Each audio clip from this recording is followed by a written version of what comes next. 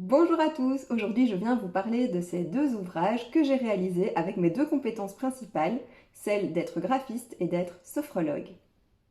Alors pour ces livres, Sophro en duo, je m'adresse au duo de parents et d'enfants. Évidemment, il n'est pas obligé d'avoir un enfant pour pratiquer ces exercices, ils sont tout à fait accessibles à des adultes, mais à la base, ils sont vraiment expliqués, détaillés pour les enfants, pour qu'ils puissent s'en sortir tout seuls. Alors, l'avantage d'être graphiste quand on est sophrologue, c'est aussi qu'on peut faire ses mises en page soi-même, évidemment.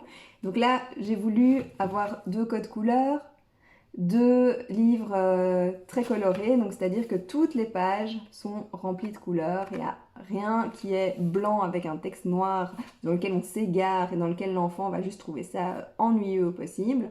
Là, c'était dans l'idée d'accrocher l'enfant, de le stimuler, de ne pas le perdre en cours de route. Il y a une économie de mots, une économie de texte. Il y a des visuels auxquels il peut se raccrocher, qui sont suffisamment puissants pour faire en sorte qu'il se souvienne de l'exercice plus facilement. Il va associer chaque fois l'exercice au visuel. Pareil dans l'autre volume. Par exemple, voilà le genre de visuel auquel on peut s'attendre. Moi j'ai fait le choix aussi de mettre certains mots en gras à toutes les pages aussi. C'est un repère, là je vous montre de plus près.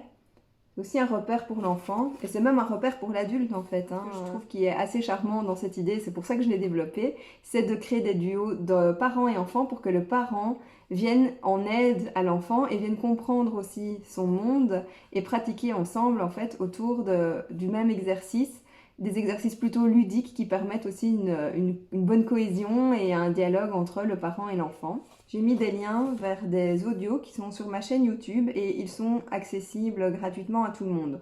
Alors ça ne concerne pas les 10-12 exercices du livre, ça n'en concerne que 4.